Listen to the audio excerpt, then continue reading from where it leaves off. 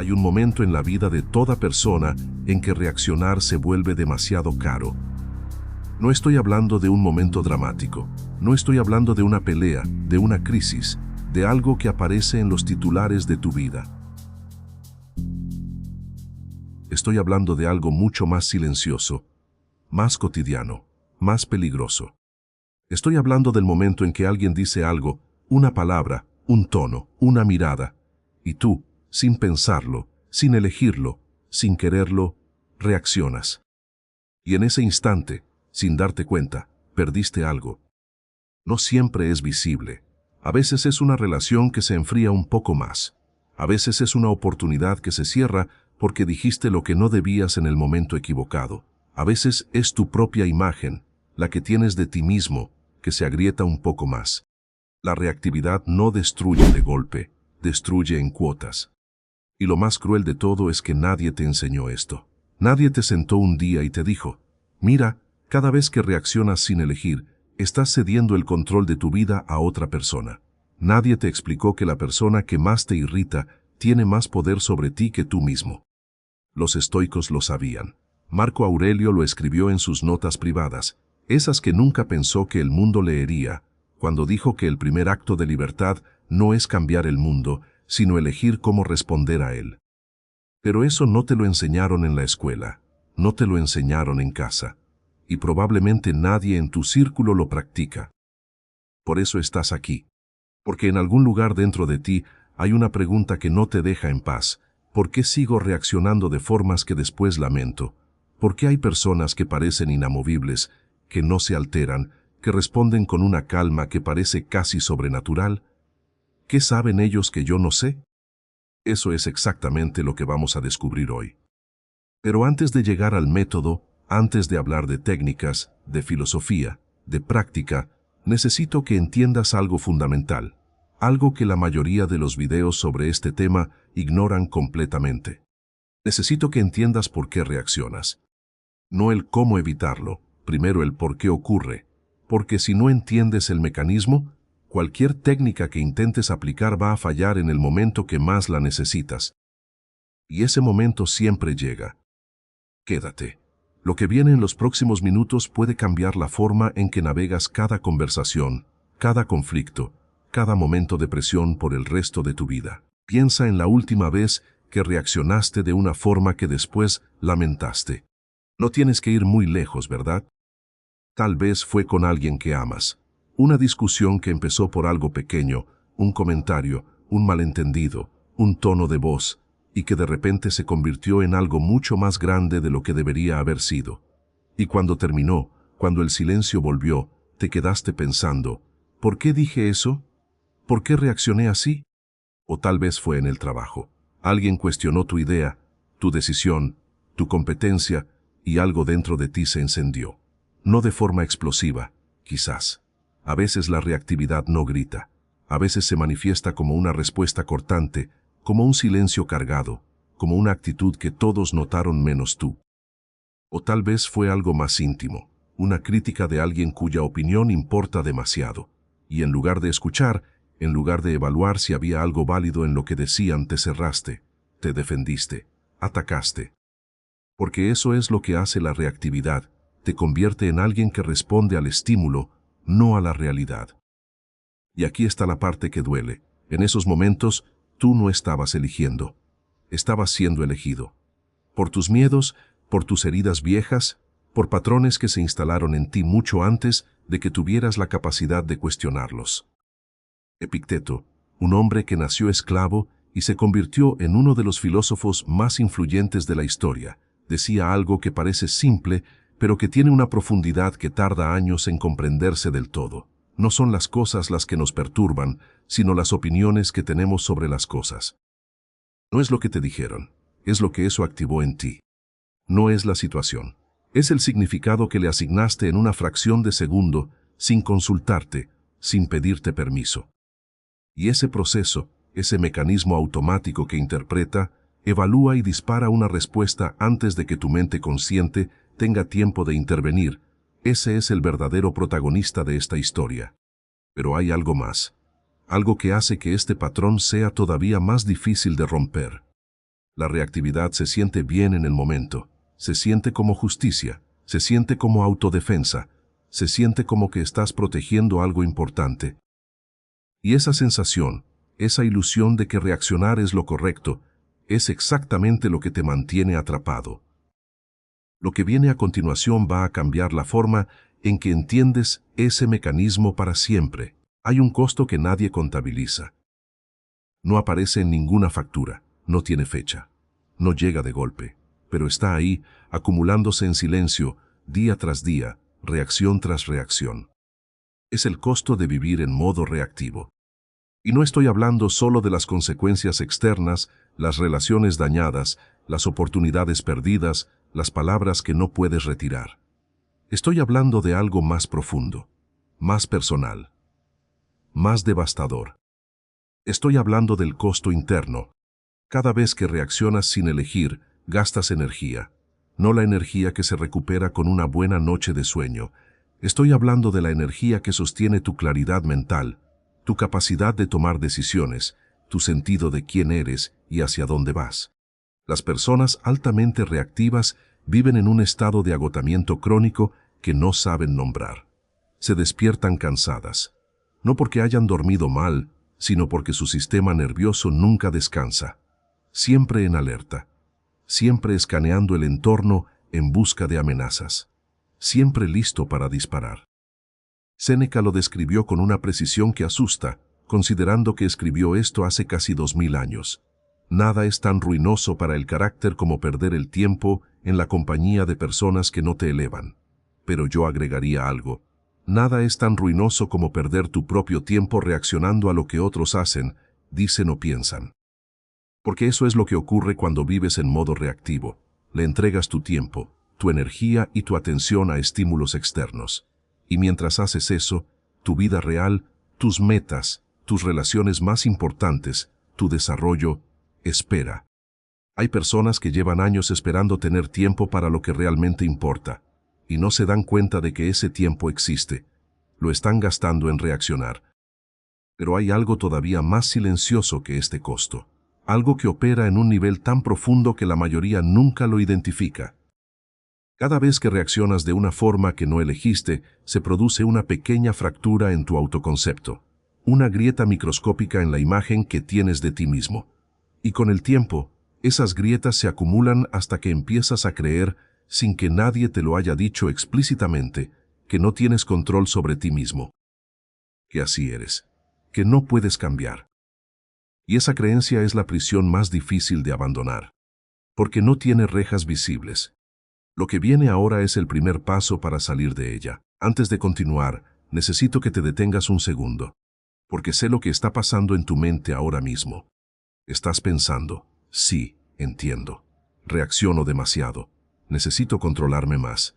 Y ya estás buscando mentalmente la técnica, el truco, el método que te va a resolver esto. Pero eso, esa búsqueda inmediata de la solución, es en sí misma una forma de reactividad. Es tu mente haciendo lo que siempre hace, saltarse el incómodo proceso de entender para llegar rápido a la acción. Porque entender duele un poco. Porque entender implica mirarte de frente. Y eso no es tan cómodo como aplicar una técnica. Los estoicos tenían un nombre para esto. Lo llamaban Procopé, progreso. Y decían que el verdadero progreso no empieza con hacer más.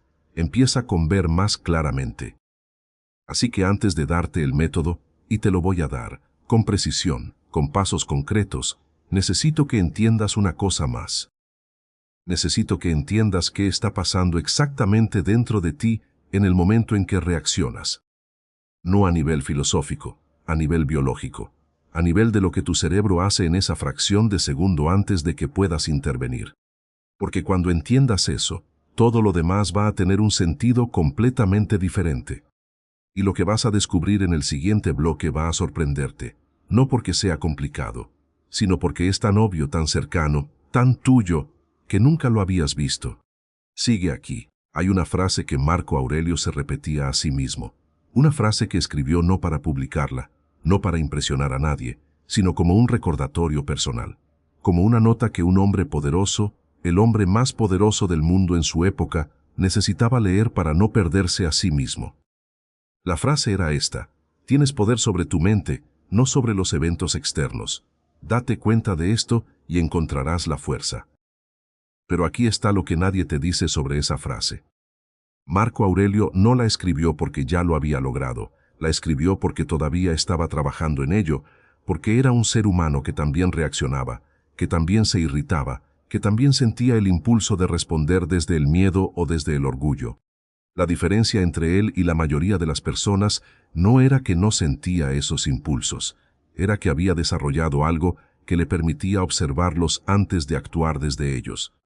Había desarrollado el espacio. Ese espacio, ese instante microscópico entre el estímulo y la respuesta, es el territorio donde vive toda la libertad humana.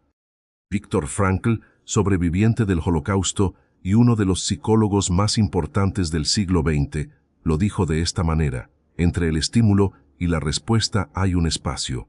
En ese espacio está nuestro poder de elegir nuestra respuesta. En nuestra respuesta yace nuestro crecimiento y nuestra libertad. Ese espacio existe en ti ahora mismo. El problema no es que no lo tengas. El problema es que no sabes cómo acceder a él cuando más lo necesitas. Y para aprender a acceder a él, primero necesitas entender exactamente qué lo cierra. ¿Qué es lo que, en el momento de mayor presión, colapsa ese espacio hasta hacerlo invisible? Eso es lo que vamos a explorar ahora. Y cuando lo entiendas, vas a mirar tus reacciones pasadas con ojos completamente diferentes. No con culpa, con comprensión. Y la comprensión es siempre el primer paso hacia el cambio real. Imagina que estás caminando por la calle de noche y de repente algo se mueve en las sombras. En una fracción de segundo, antes de que puedas pensar, antes de que puedas evaluar, antes de que tu mente consciente tenga tiempo de procesar lo que está ocurriendo, tu corazón se acelera, tus músculos se tensan, tu respiración cambia. No elegiste esa respuesta. Ocurrió. Eso es la amígdala, una estructura pequeña, con forma de almendra, ubicada en el centro de tu cerebro, y su único trabajo, el trabajo para el que fue diseñada por millones de años de evolución, es mantenerte vivo ante una amenaza. El problema es que la amígdala no distingue entre un depredador en la oscuridad y un correo electrónico con tono agresivo de tu jefe. No distingue entre un peligro físico real y una crítica de alguien cuya opinión te importa demasiado. No distingue entre una amenaza a tu vida y una amenaza a tu ego. Para ella, todo es lo mismo. Todo activa la misma respuesta. Los neurocientíficos llaman a esto secuestro amigdalar, el momento en que la parte más primitiva de tu cerebro toma el control antes de que la parte racional pueda intervenir. Y cuando eso ocurre, no eres tú quien responde. Es tu sistema de supervivencia. Es un mecanismo brillante para escapar de un depredador. Es un desastre para navegar una conversación difícil. Porque en el momento del secuestro amigdalar, tu corteza prefrontal, la parte del cerebro responsable del razonamiento, la empatía, la toma de decisiones complejas, queda temporalmente desconectada. Literalmente. El flujo de sangre se redirige. La capacidad de pensar con claridad disminuye. Y tú, en ese momento, estás operando desde el miedo. Aunque no lo parezca, aunque se sienta como rabia, como indignación, como justicia. Séneca lo intuía sin tener acceso a la neurociencia moderna cuando escribió: la ira es un ácido que puede hacer más daño al recipiente en que se almacena que a cualquier cosa sobre la que se vierte. No lo decía como metáfora poética, lo decía como observación clínica de lo que la reactividad hace al que reacciona. Pero aquí está la pregunta que realmente importa. Si este mecanismo es automático, si ocurre antes de que puedas intervenir, ¿qué puedes hacer al respecto? La respuesta existe, y es más accesible de lo que crees. Pero primero necesitas entender algo más sobre cómo este mecanismo se volvió tan poderoso en ti específicamente. Sé lo que estás pensando ahora mismo. Está bien, entiendo la biología, pero yo no soy así todo el tiempo. Solo reacciono con ciertas personas, en ciertas situaciones. Exacto. Y eso no es una coincidencia. Hay disparadores específicos, los estoicos los llamarían fantasiae, impresiones, que activan tu sistema reactivo con una intensidad que otras situaciones no logran. Y esos disparadores no son aleatorios. Tienen una historia, tienen raíces. Piensa en la persona que más te irrita, no en lo que hace, en cómo te hace sentir.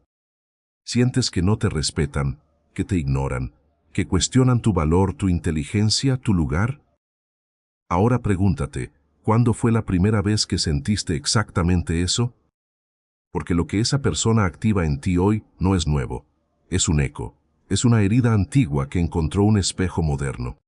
Y mientras no veas eso, mientras sigas creyendo que el problema es la persona, la situación, el mundo, seguirás reaccionando, porque estarás atacando el síntoma y dejando intacta la causa. Epicteto lo decía con una claridad que no deja escapatoria. Busca no que los eventos que ocurren sean como tú deseas, sino desea que los eventos sean como son, y encontrarás tranquilidad. Pero hay algo más profundo todavía, algo que conecta tu biología con tu historia personal de una forma que lo cambia todo. Y es lo que viene ahora. Porque cuando entiendas esto, vas a dejar de culpar a las personas que te irritan, no porque sean inocentes, sino porque vas a entender que el verdadero trabajo siempre fue interno. Siempre. Tu cerebro es una máquina de predicción. No lo digo como metáfora, lo digo en el sentido más literal y científico del término. Tu cerebro, en este momento, no está procesando la realidad tal como es. Está procesando su mejor predicción de lo que la realidad probablemente es, basándose en todo lo que has experimentado antes. Esto se llama codificación predictiva, y es uno de los descubrimientos más importantes de la neurociencia moderna. Lo que significa, en términos prácticos, es esto. Cuando alguien te habla con un tono que tu cerebro reconoce como amenazante, basándose en experiencias pasadas, no espera a confirmar si realmente hay una amenaza. Actúa como si ya la hubiera. Es eficiente, es rápido, y la mayor parte del tiempo, en situaciones de peligro real, te salva la vida.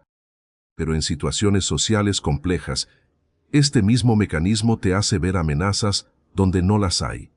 Te hace interpretar una pregunta como un ataque, un silencio como un rechazo, una crítica como una sentencia, y reaccionas a tu predicción, no a la realidad.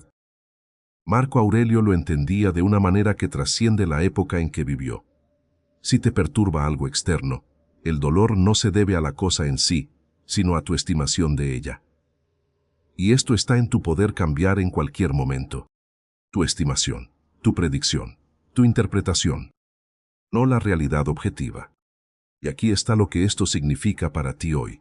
La mayor parte de las veces que reaccionas con intensidad, no estás respondiendo a lo que realmente ocurrió. Estás respondiendo a lo que tu cerebro decidió, en una fracción de segundo, que probablemente significaba. ¿Cuántas relaciones se han dañado por reaccionar a una interpretación que nunca fue verificada? ¿Cuántas oportunidades se han perdido por responder a un miedo que nunca se materializó? ¿Cuántas conversaciones terminaron mal porque ambas personas reaccionaron a sus predicciones en lugar de escucharse realmente? La respuesta, si eres honesto contigo mismo, es incómoda. Pero esa incomodidad es exactamente lo que necesitas sentir ahora mismo. Porque del otro lado de esa incomodidad está algo que muy pocas personas alcanzan. Hay un experimento que quiero que hagas ahora mismo, no después, ahora. Piensa en la última discusión significativa que tuviste, una en la que reaccionaste con más intensidad de la que querías. Ahora pregúntate esto, ¿qué fue exactamente lo que interpretaste en ese momento? No lo que la otra persona dijo, lo que tú decidiste que significaba. ¿Decidiste que te estaban faltando el respeto, que no te valoraban, que estaban intentando controlarte, que pensaban que eras incompetente? Ahora la pregunta más difícil, ¿tenías evidencia real de eso, o era tu cerebro completando los espacios en blanco con su historia favorita? Porque todos tenemos una historia favorita, una narrativa que nuestro cerebro repite con pequeñas variaciones a lo largo de los años. Y esa narrativa siempre tiene un protagonista que es víctima de algo, del irrespeto, del abandono, del control, de la injusticia. No porque seamos débiles, sino porque esa narrativa fue útil en algún momento, nos protegió, nos dio sentido, nos ayudó a sobrevivir una situación que de otra forma habría sido demasiado dolorosa. El problema es que el cerebro no sabe cuándo retirar esa narrativa. No tiene un mecanismo automático que diga, esta historia ya cumplió su función, ya no la necesitas. Así que la sigue usando, la sigue proyectando sobre situaciones nuevas, la sigue activando con personas que no tienen nada que ver con quien la originó. Epicteto, que conocía el sufrimiento desde adentro, que había sido esclavo, que había vivido en condiciones que la mayoría de nosotros no podemos imaginar, decía, el hombre no es perturbado por los eventos, sino por las opiniones sobre los eventos. Opiniones, narrativas, historias que nos contamos. Y la pregunta que cambia todo no es, ¿cómo dejo de reaccionar? La pregunta que cambia todo es, ¿qué historia estoy contándome en este momento? Porque cuando puedes ver la historia, ya no eres la historia. Y cuando ya no eres la historia, tienes opciones. Pero hay un paso más. Un paso que conecta todo lo que hemos visto hasta ahora con algo que puedes hacer hoy, en este momento en tu vida real. Detente un momento. Hemos recorrido un camino importante. Entendiste el mecanismo biológico. Entendiste los disparadores personales. Entendiste cómo tu cerebro construye narrativas que confunde con la realidad. Y sé que en este punto puede surgir una pregunta que se siente como una trampa. Si todo esto es automático, si mi cerebro hace todo esto sin pedirme permiso, ¿tengo algún control real? La respuesta es sí, pero no del tipo que probablemente estás imaginando. No se trata de suprimir la reacción, no se trata de forzarte a sentir lo que no sientes, no se trata de convertirte en una persona sin emociones. Eso no es estoicismo, eso es represión, y la represión siempre cobra su precio. Se trata de algo mucho más sofisticado, mucho más humano. Se trata de ampliar el espacio. Ese espacio del que habló Frankl, ese instante entre el estímulo y la respuesta, ese territorio donde vive tu libertad. Y lo que vas a descubrir ahora es el costo real de no haberlo ampliado antes. No para que te sientas mal, sino para que entiendas exactamente qué está en juego. Porque cuando veas con claridad lo que la reactividad ya te ha costado, no en abstracto, sino en términos concretos y personales, la motivación para cambiar va a venir de un lugar completamente diferente. Va a venir de ti, no de la culpa, no del miedo, de la claridad. Y esa es la única motivación que dura. Quiero que pienses en algo que perdiste por reaccionar. No tienes que buscarlo mucho, está ahí. Tal vez es una relación que nunca volvió a ser lo que era después de una discusión que se fue de las manos. Tal vez es una posición, una oportunidad, un proyecto que se cerró porque en el momento equivocado dijiste lo que no debías. Tal vez es algo más íntimo, la confianza de alguien que te importaba, el respeto de alguien cuya opinión valorabas, o simplemente tu propia paz, esa sensación de estar bien contigo mismo que desaparece cada vez que actúas de una forma que no reconoces como tuya. La reactividad tiene un costo en las relaciones que es especialmente cruel porque es acumulativo e invisible hasta que ya es demasiado tarde. Las relaciones no se destruyen de golpe, se erosionan. Cada reacción desproporcionada deposita una pequeña capa de distancia. Cada palabra dicha en el calor del momento construye un muro que después es muy difícil de derribar. Cada vez que la otra persona siente que no puede hablar contigo sin activar tu sistema reactivo, retrocede un poco más. Y un día te despiertas y la distancia es tan grande que ya no sabes cómo cruzarla. Séneca escribió algo que debería leerse en cada hogar, en cada oficina, en cada lugar donde las personas conviven. Nadie puede tener una vida en paz si piensa demasiado en lo que otros dicen. Pero yo agregaría, nadie puede mantener una relación viva si reacciona a cada estímulo como si fuera una amenaza. Porque las personas que te rodean aprenden qué temas evitar contigo, aprenden qué palabras no usar, aprenden a caminar de puntillas alrededor de tu reactividad. Y esa adaptación constante que hacen para no activarte, es el principio del fin de cualquier relación auténtica. Porque la autenticidad requiere seguridad, y no hay seguridad donde hay reactividad impredecible. ¿Cuántas personas en tu vida están caminando de puntillas ahora mismo? Esa pregunta merece una respuesta honesta. El costo profesional de la reactividad es menos visible que el personal, pero igual de devastador. Hay personas brillantes, con talento real, con ideas genuinamente valiosas, que nunca llegan a donde podrían llegar porque no pueden controlar cómo responden bajo presión. Porque en el mundo profesional, la presión es constante.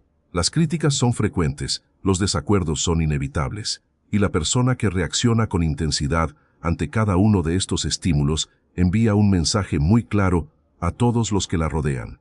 No es seguro desafiarla, cuestionarla, darle feedback honesto. Y cuando nadie te da feedback honesto, dejas de crecer. Cuando nadie te desafía, te estancas. Cuando todos aprenden a decirte solo lo que quieres escuchar, pierdes contacto con la realidad. Marco Aurelio, que gobernó el Imperio Romano durante casi 2 décadas, que tomó decisiones que afectaban a millones de personas, entendía esto mejor que nadie. Y por eso se rodeó deliberadamente de personas que lo cuestionaban. Por eso escribía en sus meditaciones recordatorios, para no irritarse cuando alguien lo contradecía, porque sabía que su reactividad era su mayor vulnerabilidad como líder. Cuando te despiertes por la mañana, piensa en el privilegio que es estar vivo, respirar, pensar, disfrutar, amar. Pero también, y esto es lo que no se cita tanto, escribió: comienza el día esperando que las personas sean difíciles, y cuando lo sean, no te sorprendas. Usa eso como práctica. Práctica, no como obstáculo, como práctica. Esa diferencia de perspectiva, entre ver los desafíos como amenazas o como oportunidades de práctica, es exactamente lo que separa a las personas que crecen bajo presión de las que se quiebran. Y hay un tercer costo, uno que opera en el nivel más profundo, uno que afecta no lo que tienes o lo que logras, sino lo que eres. Si llegaste hasta aquí, quiero que sepas algo.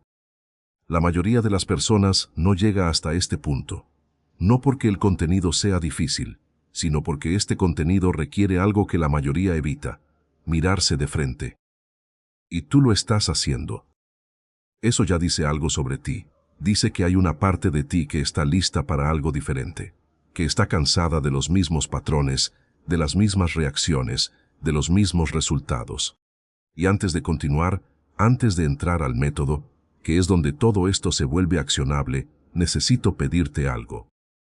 Si este video te está dando algo real, si alguna de estas ideas tocó algo en ti que reconoces como verdadero, deja un comentario ahora, no porque yo necesite el número, sino porque el acto de escribir lo que estás pensando, de articular lo que estás sintiendo, es en sí mismo un acto de conciencia, y la conciencia es el primer paso de todo lo que viene.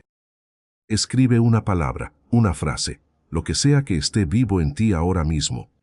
Y si conoces a alguien que necesita escuchar esto, alguien que está atrapado en sus propias reacciones, que está pagando un precio que no sabe nombrar, comparte este video con esa persona, porque a veces la idea correcta en el momento correcto cambia el rumbo de una vida. Ahora, lo que viene es lo que muchos llaman la parte más importante. Porque hasta ahora hemos hablado del problema, hemos entendido el mecanismo, hemos visto el costo. Ahora vamos a hablar del poder. Del poder que existe en el espacio entre el estímulo y la respuesta. Del poder que se activa cuando dejas de reaccionar y empiezas a responder. Del poder que los estoicos practicaron durante siglos y que la neurociencia moderna está apenas comenzando a comprender en toda su profundidad. El método empieza ahora. Y lo que vas a descubrir en los próximos bloques va a cambiar la forma en que navegas cada momento de presión por el resto de tu vida. Hay un costo que nadie menciona porque es el más difícil de ver. Es el costo de identidad.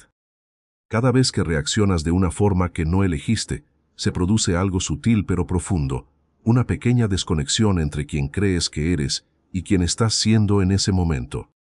Y con el tiempo, esa desconexión se convierte en una pregunta que no te deja en paz. ¿Quién soy realmente? ¿Soy la persona que quiero ser o soy simplemente la suma de mis reacciones? Esta pregunta es más importante de lo que parece, porque la identidad no es algo que tienes. Es algo que construyes momento a momento con cada decisión que tomas o que no tomas. Cuando reaccionas sin elegir, no estás construyendo tu identidad. Estás siendo construido por tus circunstancias, por las personas que te rodean, por los estímulos que el mundo te lanza. Epicteto lo decía de esta manera: primero di a ti mismo quién quieres ser, luego haz lo que tienes que hacer, primero la identidad, luego la acción. Pero la mayoría de las personas lo hace al revés. Actúa primero, reacciona primero, y después intenta reconciliar esa acción con la imagen que tiene de sí misma. Y esa reconciliación es agotadora. Es el origen de la culpa, de la vergüenza, de esa sensación persistente de que podría ser mejor de lo que estás siendo. La buena noticia, y hay buena noticia, aunque este acto haya sido el más difícil, es que la identidad es maleable, que cada momento es una nueva oportunidad de elegir quién eres. No mañana, no cuando las circunstancias sean mejores, no cuando las personas a tu alrededor cambien. Ahora. Y el método que viene a continuación no es solo una serie de técnicas, es un proceso de construcción de identidad, de convertirte, deliberadamente, en la persona que responde en lugar de reaccionar. Ese proceso empieza con un solo paso, y ese paso es más simple de lo que imaginas. El primer paso no es una técnica, es una decisión. La decisión de que el espacio entre el estímulo y la respuesta te pertenece. Suena simple, y en cierto nivel lo es, pero en la práctica, en el momento de mayor presión, cuando tu amígdala está disparando y tu cuerpo está en modo de supervivencia y todo en ti quiere responder ahora mismo, en ese momento, reclamar ese espacio es uno de los actos más difíciles y más poderosos que un ser humano puede realizar. Los estoicos tenían una práctica para esto, la llamaban pausa estoica. Y no era una técnica de respiración ni una estrategia de comunicación. Era una práctica filosófica, una afirmación de que entre lo que ocurre y lo que haces al respecto, existe un territorio que es tuyo. Marco Aurelio la practicaba así, cuando sentía el impulso de reaccionar ante una crítica, ante una injusticia, ante el comportamiento de alguien que lo irritaba, se hacía una pregunta antes de responder. ¿Esto depende de mí? ¿No tengo razón? No. ¿Es justo? No. ¿Me lo merezco? ¿Esto depende de mí?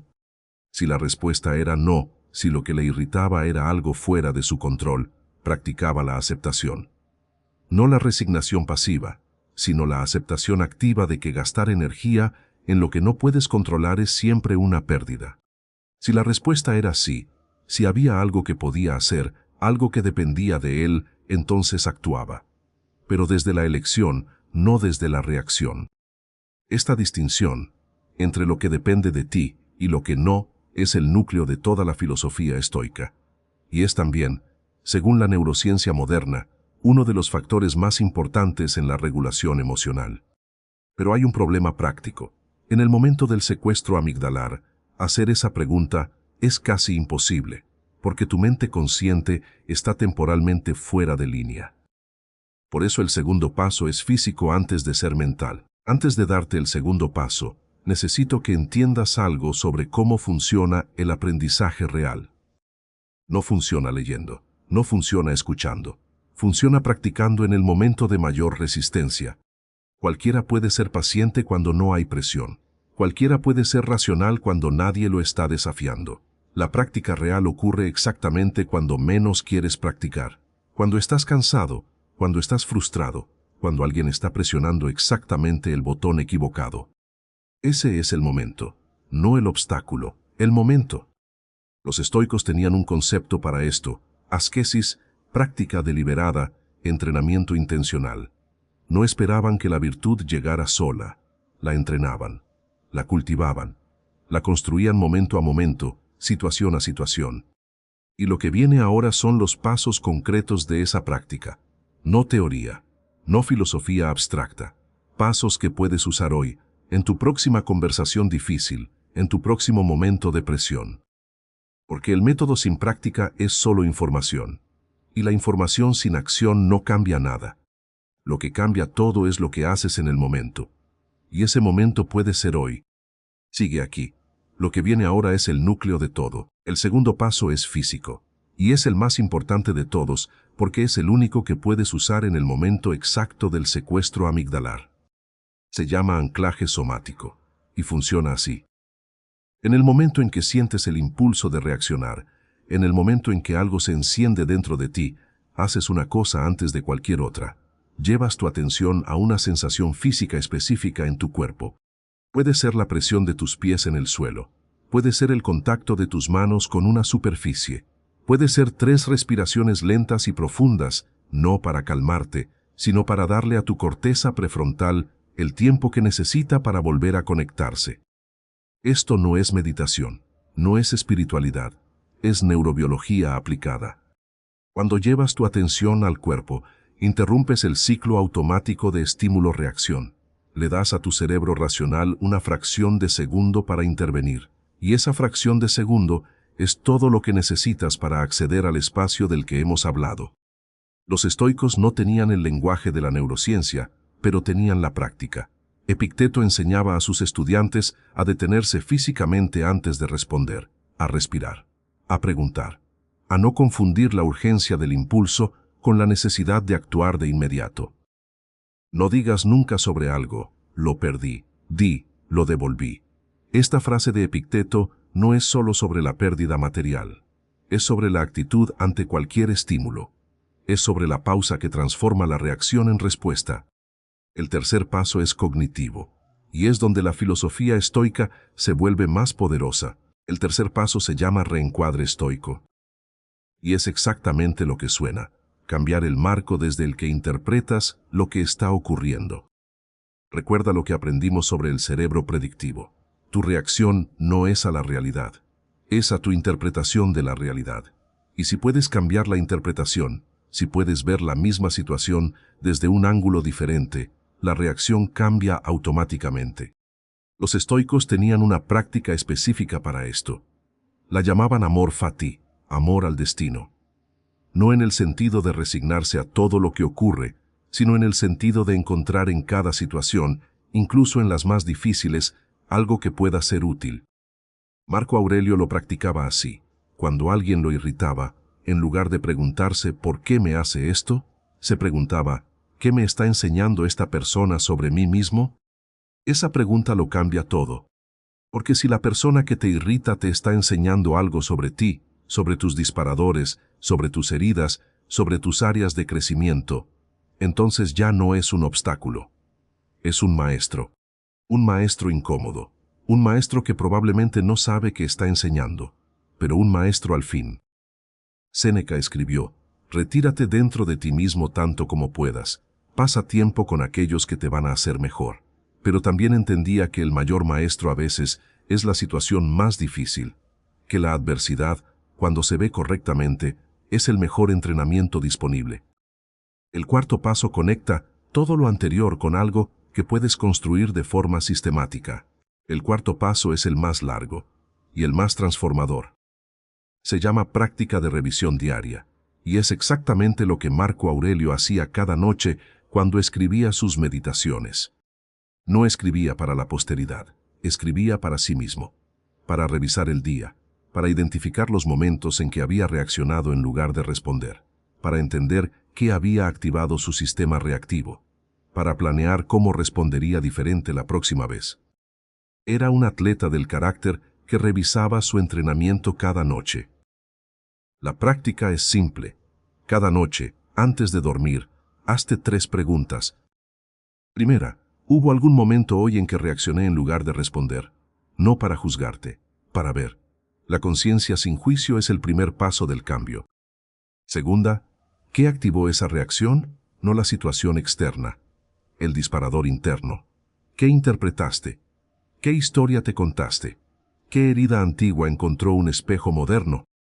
Tercera, ¿cómo respondería mañana si ocurriera algo similar? No como promesa, como ensayo mental, como práctica cognitiva que prepara a tu cerebro para una respuesta diferente. Esta práctica, hecha consistentemente durante 30 días, produce cambios que la mayoría de las personas describe como dramáticos. No porque sea mágica, sino porque la revisión diaria convierte la conciencia en hábito, y el hábito, con el tiempo, se convierte en carácter. Epicteto decía, no es el hombre que tiene poco quien es pobre, sino el hombre que desea más. Pero en el contexto de esta práctica, yo lo reformularía así.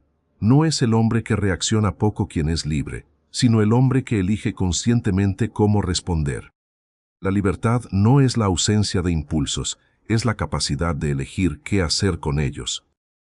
Y esa capacidad se construye, día a día, momento a momento, revisión a revisión. Hay algo que nadie te dice sobre el proceso de dejar de reaccionar.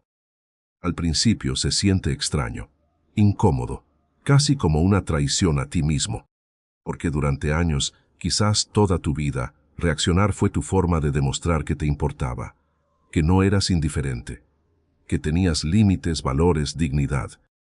Y de repente alguien te dice que el poder está en no reaccionar, y una parte de ti se resiste, porque siente que no reaccionar es lo mismo que no importarle, que es debilidad, que es rendirse.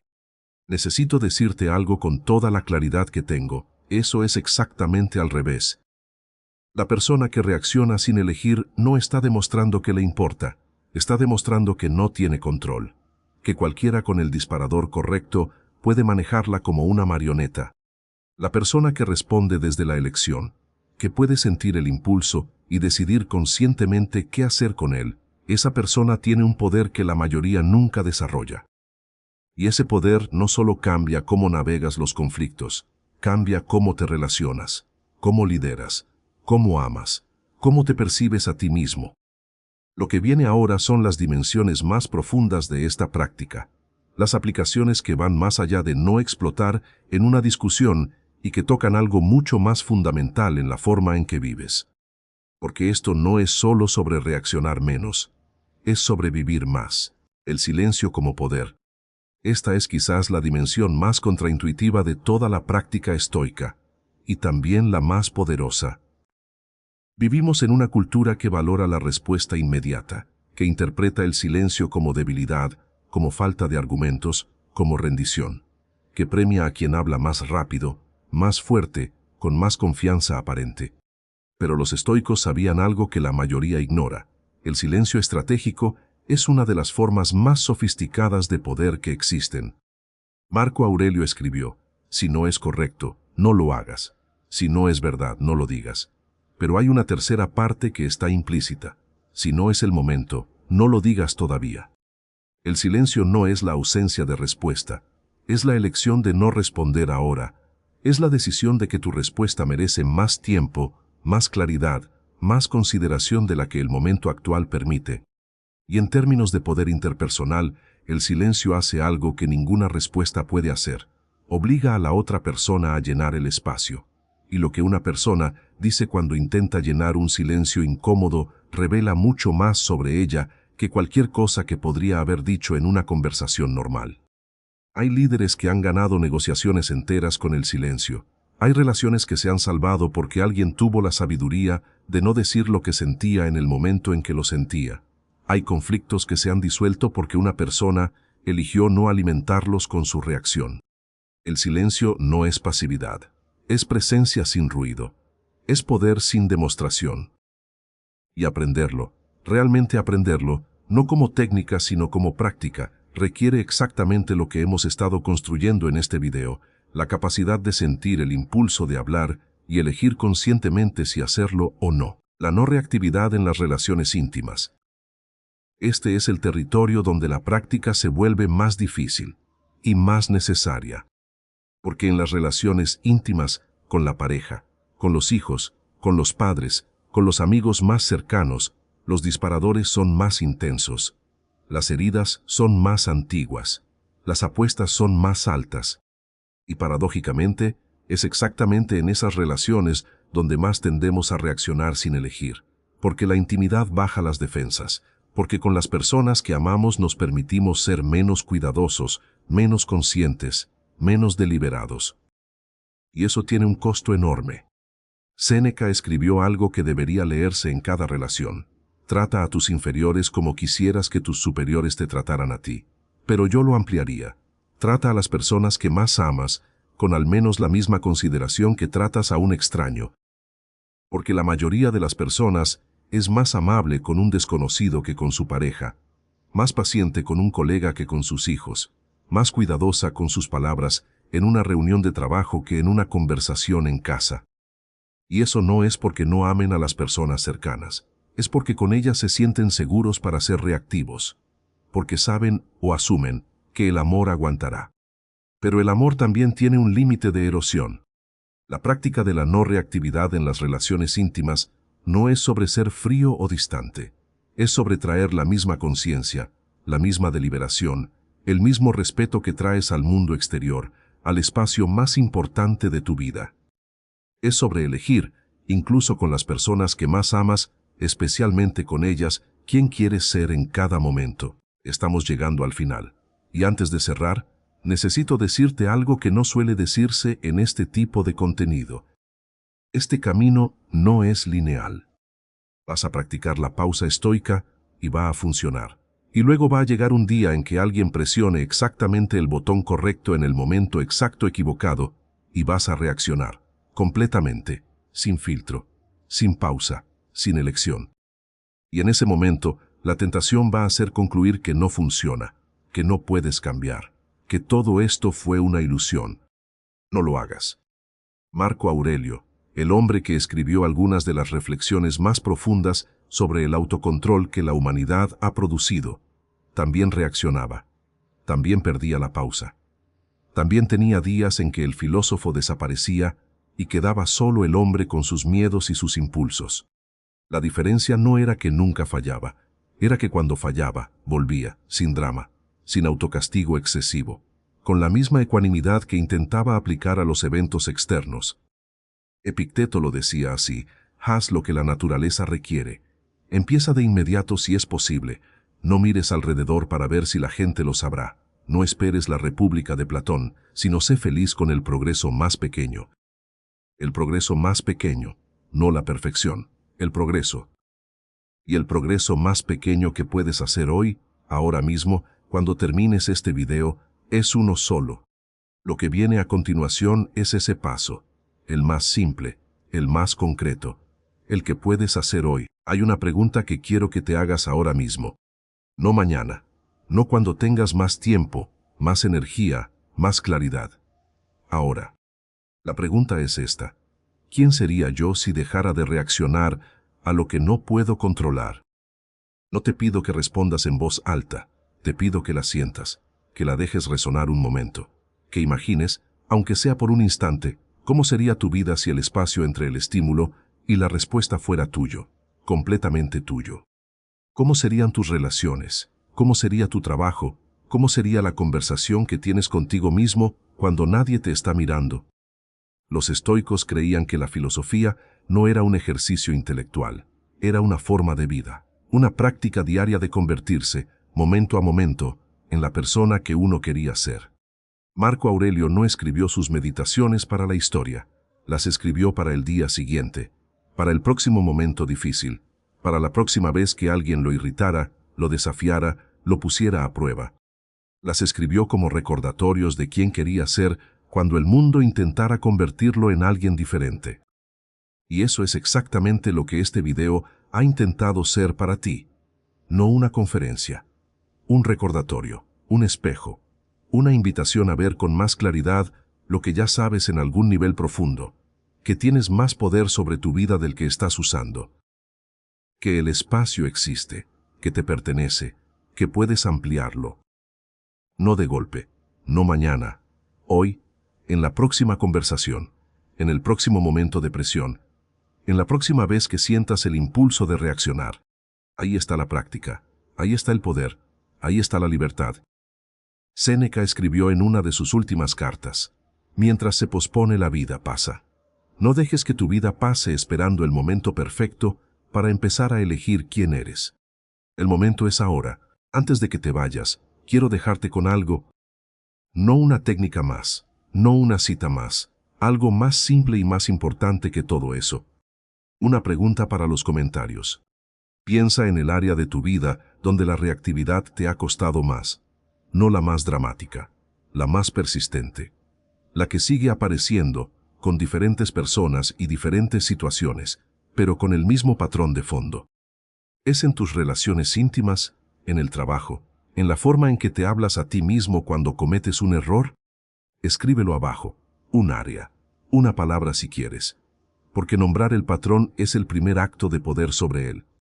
Y si este video te dio algo real, si alguna idea cambió la forma en que ves algo que antes no podías ver, compártelo con alguien que lo necesite. porque la filosofía estoica no fue diseñada para quedarse en los libros. Fue diseñada para vivirse, para compartirse, para cambiar la forma en que las personas navegan su vida cotidiana. Ahora, una última cosa. Lo que hemos explorado hoy, el mecanismo de la reactividad, el costo que tiene, el método para transformarla, es solo el primer nivel. Porque hay algo más profundo todavía, algo que los estoicos llamaban eudaimonia, florecimiento humano, y que va mucho más allá de no reaccionar. Va sobre construir activamente el tipo de vida, el tipo de carácter, el tipo de presencia que hace que las personas a tu alrededor se eleven solo con estar cerca de ti. Eso es lo que vamos a explorar en el próximo video. Y si llegaste hasta aquí, ya sé que estás listo para esa conversación. Nos vemos ahí.